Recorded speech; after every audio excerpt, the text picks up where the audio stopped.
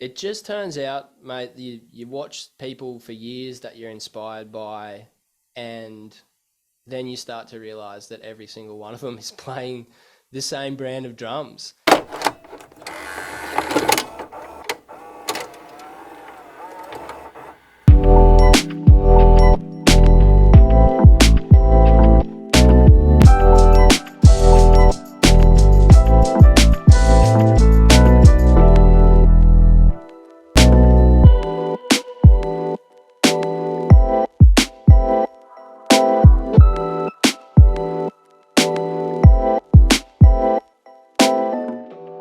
G'day everybody, this is Josh Larkin here for Ludwig Drum Talk, and I've got the legend himself, Mr. Daniel Hanson. Mate, introduce yourself please, tell us who you are and what you are about.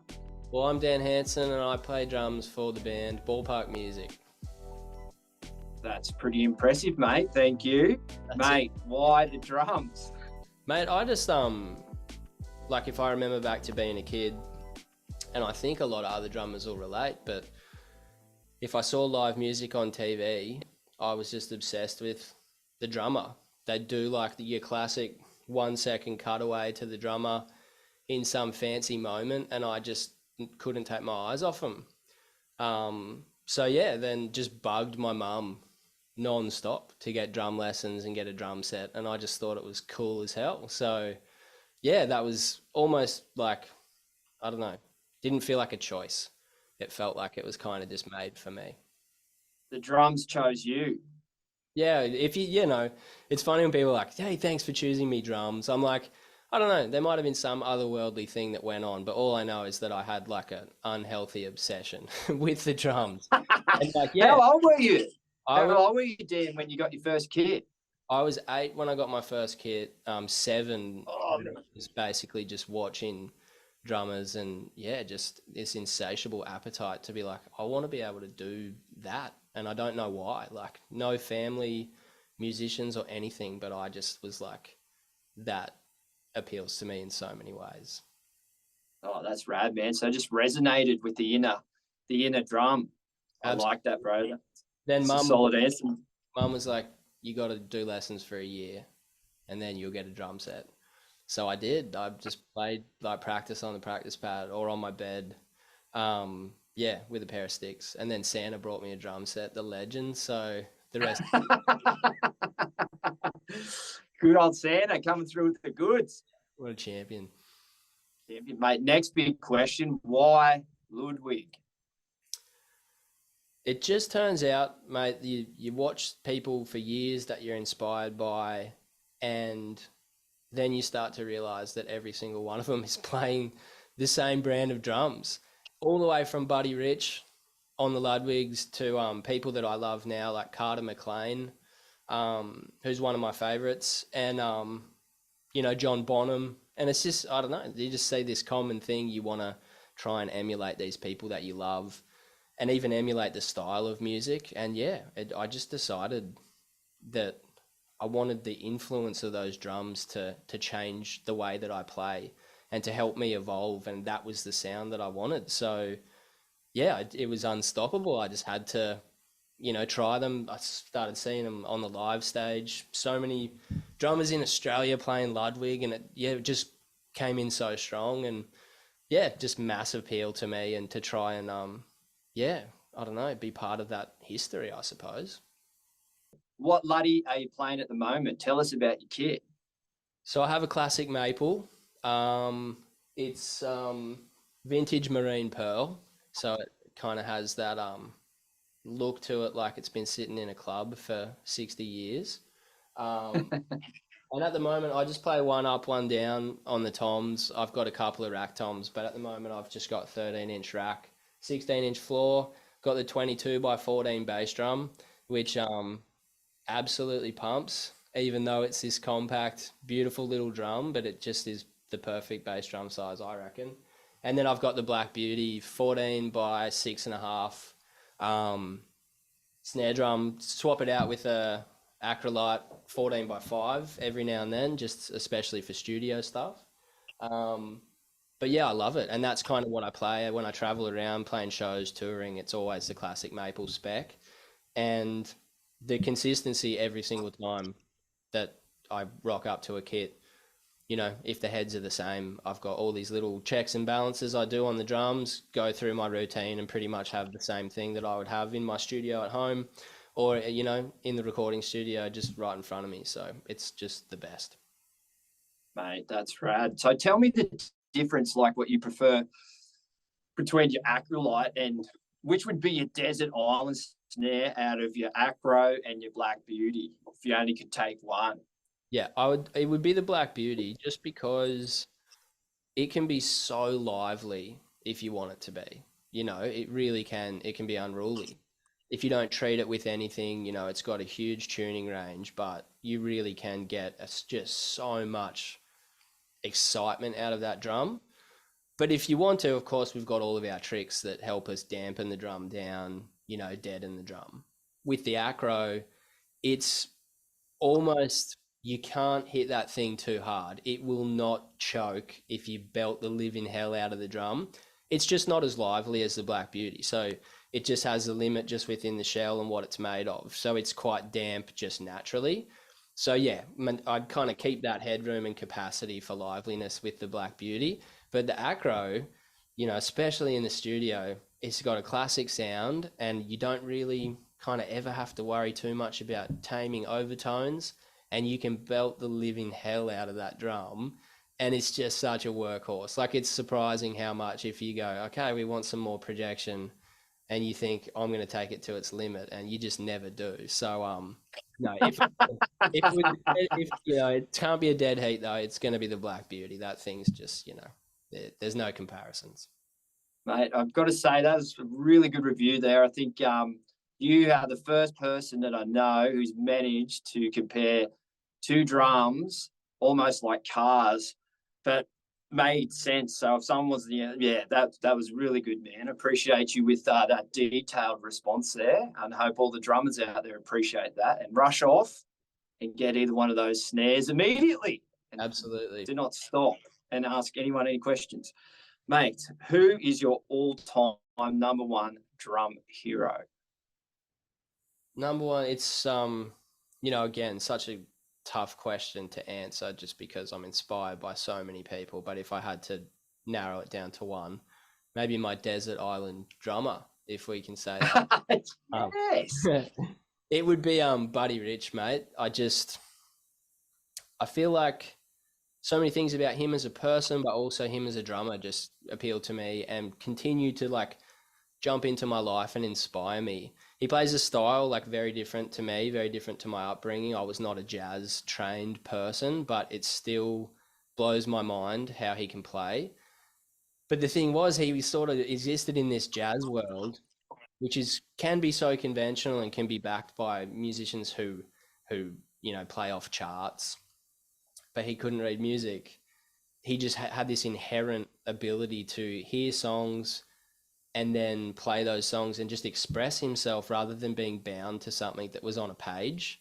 And that is just unbelievable. To watch him play is to really watch him kind of, the sticks be an extension of him as a person and straight into his mind rather than him being too clinical about what he does. And the standard that he would perform to, like, he was kind of known for being pretty brutal with the standards that he would uphold. But, there was just something about him wanting to execute to that level that, kind of speaks to me as well and tells you to keep working hard all the time. Even when you think you've got things going pretty well, there's always something you can sit down and get stuck into. So it's Buddy for me. Buddy, man, I knew that he was a savage behind the scenes and had super high level of expectations for everyone around him. Like, to be like, I remember him in an interview saying, if I'm up on that drum stand, no matter what everyone else is, and just, I was like, yeah, Buddy, but I didn't realize he couldn't read music, man. Yeah. So he wasn't a reader. He'd get like the band to perform charts and just like observe the charts once and then jump down and be like, okay, cool, got it. And of course, jazz, you got standards. So repertoire, doesn't change too much from show to show. But he wasn't a reader. He just picked up sticks as a little kid and just did it forever. But yeah, there's an awesome performance you can YouTube it where he starts with his big band starts a particular song that's got this, pretty like amazing drum solo intro, and the band plays it and they're slightly off, and he just shuts everything down and just stops it before they even get going, and he's like, no, no, no, we're going to do that again. And yeah, it's just, I just love that. Yeah, I think that's cool. I think there's no sanctity to music that says you can't make mistakes and you can't get things wrong. And that if you have to have another crack at things as well, just do it for the love of like music, and I guess the importance of executing to a certain standard. Even if that means you like break down those barriers and go, hey, whoa, whoa, whoa, this is not always perfect. We're going to have another crack, which is just really cool. But yeah, check it out on YouTube if you get a chance. Just look up Buddy Rich stops band, starts again, or something like that. It's very cool to see. Right. It's like almost gone to the days where the drummers were running the show. Jeannie Krupa, Buddy Rich, all these guys were just calling the shots. Yeah. Mate, we're going to have to start something new today, man. We're coming back. It's a groundswell. Yeah, I don't want my band to see that. They're probably like, man, you got enough control and ego anyway, man. I'm not going to designate you as a leader. Mate, it's coming. It's coming. The groundswell. Are you running tracks and click as well through a lot of the songs? Like, have you got to be like super focused or? No, there's no tracks. We have like an SPD on stage. Some stuff is hit and hope. So like, there's no click for those. It's just hoping that our tempo is pretty solid. And then I'd say there's maybe a handful of songs, like 3 or 4 songs in the set that have click. But it's really relaxed. Like playing in ballpark is very chill. I guess we, started in tiny venues and playing 8 times a month in Brisbane back in the day to next to nobody. So it's kind of the same thing, just on bigger stages now.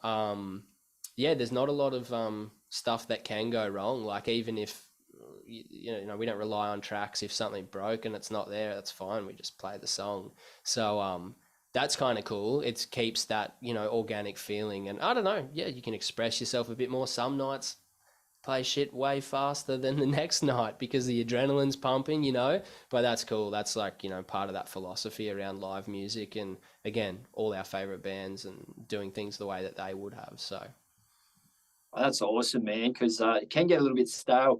Like if I've had to play to a lot of tracks and that, and you lose that connection with the band because you're actually, well, I'm only playing a click and backing.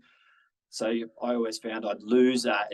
It was that tug of war. So that's awesome.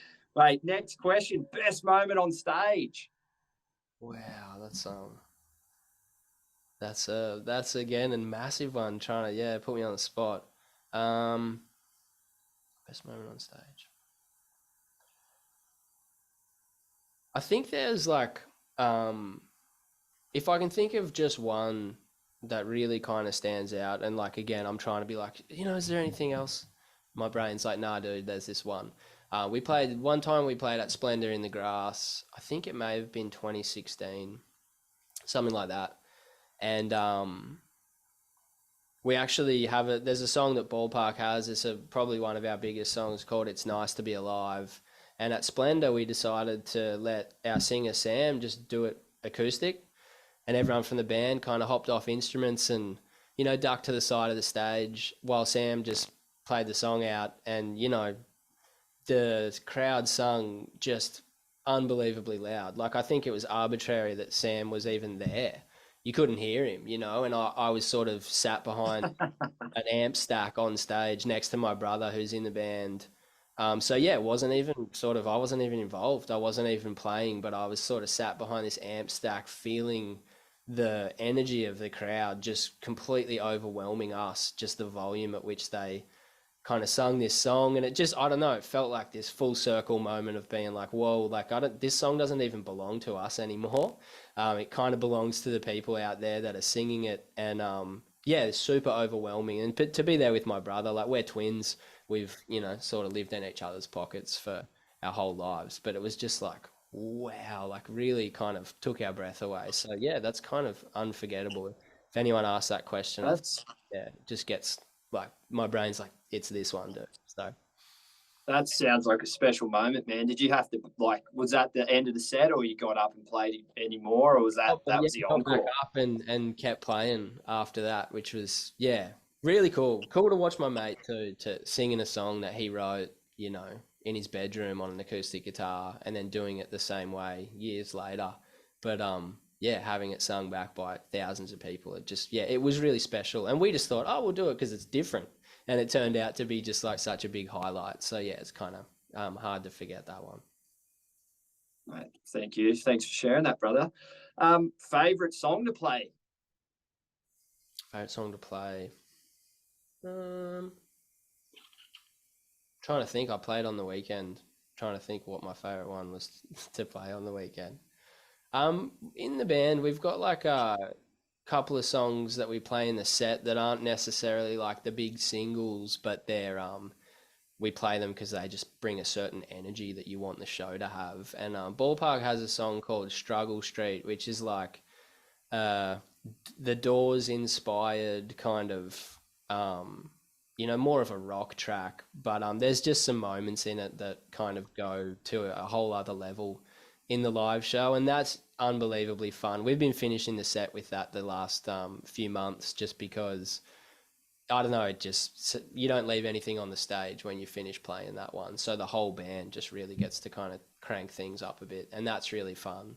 Um, so yeah, I'd say that one. And again, I don't know, there's something about not playing or finishing the show with the big popular single that feels like, people are going to sit there and be like, "Hey, what's going on here?" And then you kind of, you just really want to send it. So yeah, it kind of inspires you to kind of prove that it's worth being in the set and kind of finishing on a good note.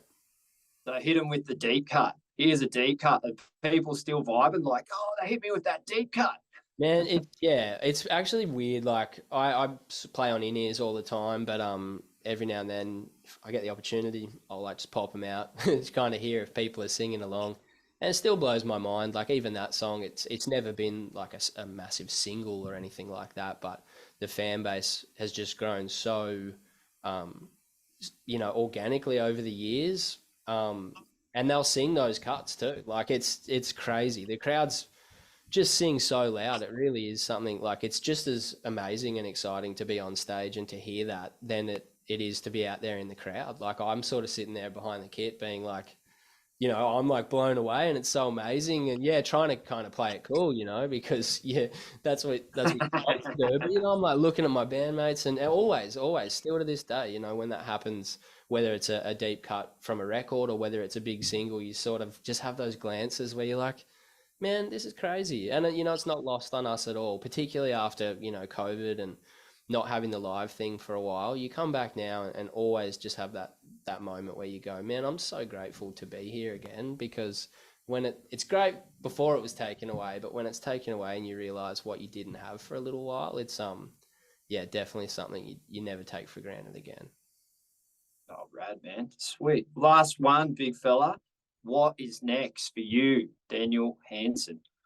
Next, well, this year is a making records year for me and for the band. So yeah, some loose plans now around that and getting into the studio, spending lots of time kind of creating stuff from scratch and then recording, which is my favorite part of the whole process, is just kind of conjuring something from nothing. So that's the focus for this year. And then, just like intermittent shows through there. There's a bunch of great festival shows we've got coming up. We're playing at the Taronga Zoo next week, have a series that they put on there. So the band's playing and they do like a animal experience where you get to like feed a giraffe and stuff before the show, Oh, sweet. which I'm pretty pumped about.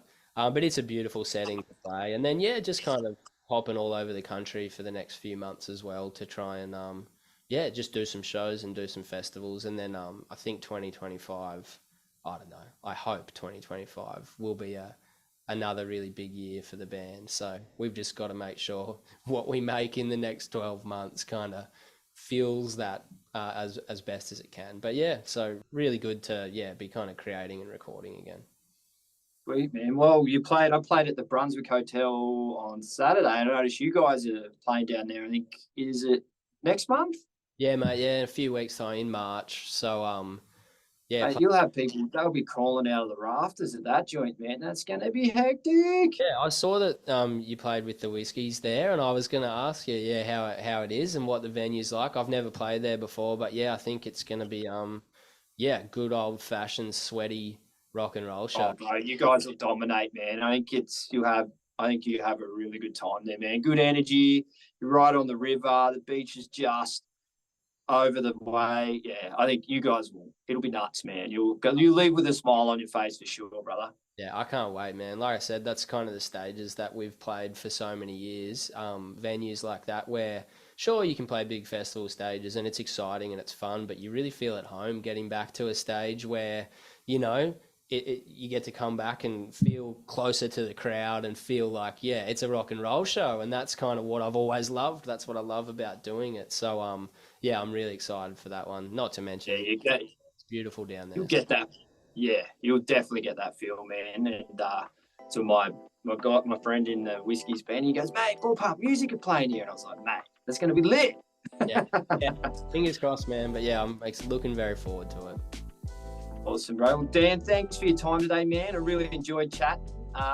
Mate, keep ripping, and sky's the limit for you, brother. Thanks, man. You too, Josh. Cheers, dude. Great talking.